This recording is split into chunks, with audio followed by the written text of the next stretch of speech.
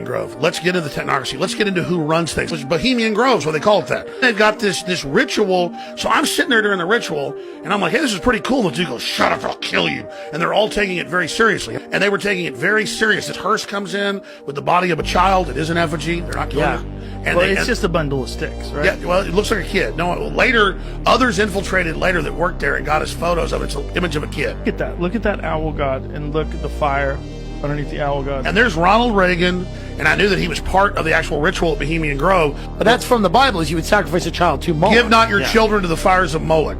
Right. Listen, you could ignore that if it was like a bunch of poor people in the woods doing that. These guys Even then I'd be worried. Even then it would be weird. These guys are the top of like every industry in America. It's at least curious. What I found was in one of the most obscure and ancient of the texts, a book called the Sefer Yetzirah. What is that? It is a Hebrew text that has only been translated a couple of times into English. It's so mysterious, George, that very few scholars even want to talk about it because they don't know what to say about it. The bottom line to what the text is saying is that through language, humankind was created. They talked about the power of the letters of very specific alphabets. When I followed the instructions in a 3,000-year-old text and I applied it to the periodic table, this is what we have. God, eternal within the body. And God that is depicted in the DNA is actually spelled the way that the name of God was spelled in the ancient text before it was removed. The frequencies and vibrations of the earth are changing. As I said a while ago about dimensions, we're getting ready to shift into a totally new dimension. We have to. The earth has got to the point where they can't do anything else to help it. We're just destroying so much here that it's going to have to be a separation to move into the new frequency. And they said the entire universe is watching.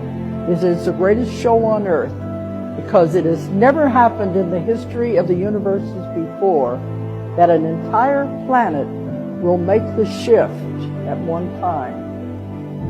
Now, you know, in the Bible, it always talks about the new heaven and the new earth.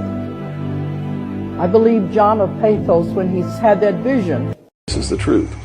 Either these men are following the book of Revelation. The book of Revelation is it is in the Bible. They're either following it, just like a plan. And I named this, Behold a Pale Horse, from chapter 13 of the book of Revelations. The fourth horse, the fourth horseman of the apocalypse is the pale horse. And I looked, and behold a pale horse, and his name that sat upon him was Death, and hell followed with him, and power was given unto them over the fourth part of the earth, to kill with sword, and with hunger, and with the beasts of the earth. And that is taking place now today. The fourth horseman is riding across the world now. That's what AIDS is all about. That's what all these little brush fire wars all over the world are all about. That's what's happening. That's why cancer cures are suppressed, is because they fully intend to kill a minimum of 2 billion people by the year 2000. Can you imagine if the world population doubles again in 28 years from 1990? In other words, in the year 2018, the world population doubles. And we're having problems with food supplies and timber and clean water and clean air now. Did you know there's not one, but 3 popes in existence? Everyone knows of the white pope, Pope Francis. A little less known is Arturo Sosa, the Black Pope, the leader of the Society of Jesus, or better known as the Jesuits. And for a quick refresher, Pope Francis is also a member of the Jesuits. He's actually the first white pope to ever be so. Now, a lot of people think that the Black Pope, the leader of the Jesuits, is the real power behind the papal throne, but that's not the case. There is another with far more power and reach than the other two combined, the Grey Pope, Pepe Orsini. The Orsinis come from a long papal bloodline of the black nobility that are the real movers and shakers behind world control. The best way for me to break it down is this: the Rothschilds and Rockefellers answer to these people. Think about that. When you get to self-knowledge, you touch the soul. This is what saves you. Soul is self. Soul is God. Why is that? Because you're inside of soul, the body of light. And the body of light saves the physical body and the physical brain, and illuminates the physical brain and the cerebral nervous system while you're trying to reach your soul, transforming you into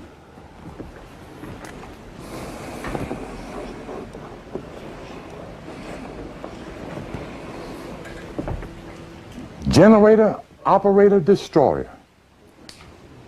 But that's nobody's name. That's Codex Inscriptus.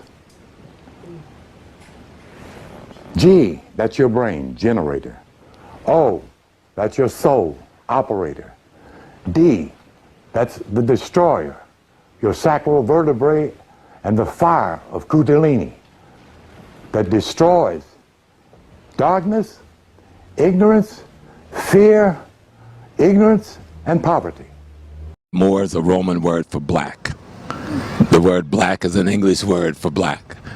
African is an African word. It comes from the Afri people who lived in what was then Tunisia. They now live in places like Niger, Mali, and Senegal, and they call themselves Afri. That was one of the many ethnic names. The Romans' acronym for land is Ka. It is in the Roman literature that we see the word for the first time, that I'm going to Afri land, I'm going to Africa, where the Morush lives, where the blacks live. That's all they were saying. So if people ain't studying Roman literature, and they're going to have a conversation with somebody named Leo Africanus, first of all, that person named Leo Africanus, that's not the name at all. There was a Roman general who defeated Hannibal, and you take the name of the people you defeat. So he defeated the Africans, so he took the name and said, I'm the Africanus, because I've conquered you and I've conquered your land. His brother conquered. Today, Queen Elizabeth II is the head of state of the great nation of the Hebrew covenant called Great Britain. Her genealogy chart, according to the College of Heralds in London, traces her blue bloodline back to Abraham, who many modern scholars believe to be the Egyptian pharaoh, Amenemhet I. By connecting 22 dots, the true Hebrew and royal Egyptian identity of Queen Elizabeth II comes into focus. Number 1. What is the stone of Jacob, a Hebrew patriarch, doing beneath the Queen's throne chair? Number 2. Why was the Queen crowned at her coronation ceremony on top of a symbolic Egyptian step pyramid? Number 3.